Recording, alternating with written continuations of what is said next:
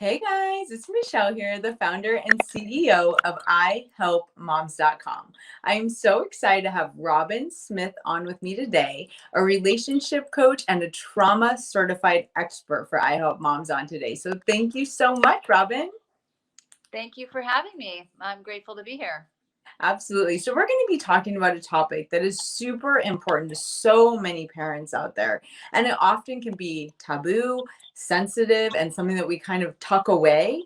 And I hope moms, we want to be authentic and we want to get experts here to help and to be a great resource. So, today we're going to be talking about if you've had trauma in your past, if you've had early trauma in your own childhood, if you were raised by a narcissist, if you were abused. There's so many examples that Robyn could go into, but I'm just saying a couple of the most common. Robyn, how does that affect our parenting? One, and I love how you talk about how can we shift that process of what has maybe brought us to where we're at and shift that into the parent we want to be. Yeah, love it. Love it. Great question. So, one, how it might affect our parenting. So, for example, if you were raised by someone who was very emotionally unavailable, they didn't know how um, to acknowledge you, they didn't know how to give you what you needed, right? You may then sort of unconsciously decide that what who you are is not important, what you need is not important, you don't matter, right? So then you would have low self-esteem, you wouldn't feel good about yourself, and so you may turn around and parent your children either similarly, or you may actually kind of use your kids to get your needs met Mm. for fulfilling the holes that you have in your self-esteem and self-worth. So that's just one example of how your parenting and the developmental trauma that you had based on your caregiving was can translate into how you become a parent. Is Mm. that making sense? It's super interesting. I think we see this all the time. And Yes. I think when we're maybe watching it or we have a family member that maybe we see that in, we wonder like, why is that? Or how do we help them? So let's talk a little bit about then that shift that we can, going through experts like yourself, Yeah. get help and shift into a new style of parenting, a new way of living. Yeah.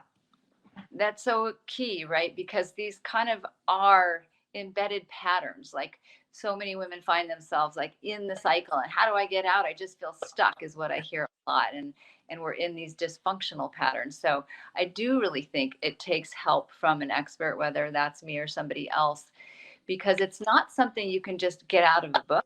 I don't think there's a lot you can get out of books and classes, but when you actually get someone kind of working with you in your thought patterns, in your beliefs, in who you know yourself to be, that's complex. It's not just, a one size fits all type of thing.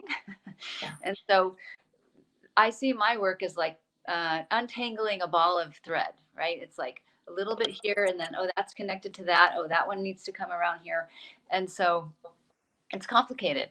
And so the more we can kind of get underneath through getting support, looking from the inside out at how we're seeing ourselves, how we're treating people, how kind of the stories that we're making up, that's going to help a lot to untangle kind of the mess, if you will, of our patterns. Yeah, I love that. That's so true. That's a really good visual and analogy for that. Talk to me a little bit about how early trauma and early developmental situations that we've incurred in our life could affect our relationships and having healthy relationships, whether it be marriage, dating, partnership, girlfriends, having friends. How does all that affect that? You bet. So here's an example. There's lots of ways it could affect, but one example might be you were raised by parents who only praised you when you were, when you performed well, right? So you could have gotten a lot of punishment or love withheld when you didn't get an A, but when you did get an A, or when you made a touchdown, or when you won the match, or whatever it was, you got the praise and the acknowledgement. So you start to equate your self-worth with your performance or your looks. Say the mothers who are pat moms, right? And they're all about how you have to look. So then you become a perfectionist. Then you become superficial. You spend a lot of your energy on looks and performance. And so that affects your relationships because you'll tend to try really hard, try to look good, and really push yourself a lot. But what you're not being is very authentic. What you're not being is exposed, is raw, is vulnerable. And then you can't really have a true connection when you're trying hard to be something that you're not. Mm. You're trying to achieve some ideal that's actually not realistic. Yeah. I think that hits home for a lot of moms. And, it really shifts to my next question then. If we see this in ourselves, if we see a pattern like you're talking about in a friend or a spouse or a partner, what is maybe that light bulb that would go off that would say, instead of hitting rock bottom, instead of waiting till the bottom falls out on us, what's that sign that we can say, what? I need to get help. I need to do something to change the pattern, to rethink and shift the way that I'm doing life. What do you see in your clients that come to you? What is that precipice that tells them it's time to get some help? Yeah. It's sort of like when you've hit your, I keep doing this, I keep suffering.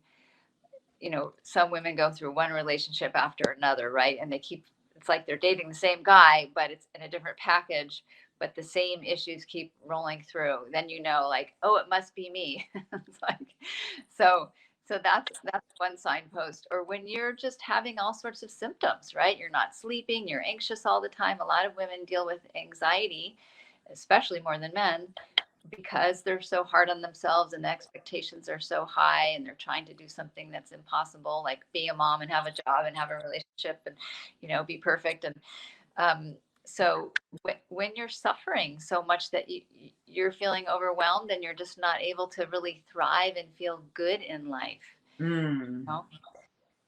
that's Yeah. what that's what Those are those signs. I love that. When you're really just not thriving. I think that's such a great signal. Thank you for telling us that. And my final question, because all of this I think will bring up so much for moms and I want them to reach out to you, is really, what is your biggest piece of advice as a relationship coach, as a trauma coach, seeing the things you've seen? What is your biggest piece of advice for us? Yeah, great question. I always come back to the core, right? The core of like what I see as the foundation for all other work, which is we need to feel okay with who we are. It's like self acceptance. And that's coming right back to that self worth that I talked about earlier.